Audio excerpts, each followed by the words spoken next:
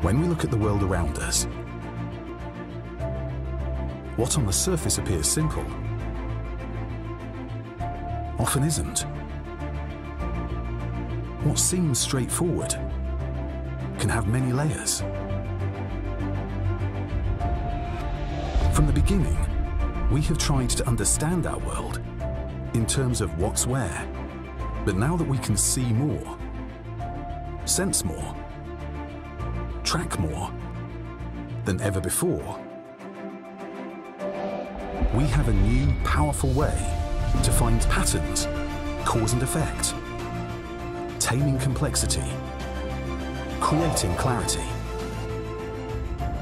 Clarity about where, but also about when, who, how much, and what to do about it. Clarity to make decisions that can mean the difference between profit and loss, peace and conflict, life and death. We find answers when we look at the world through the lens of where.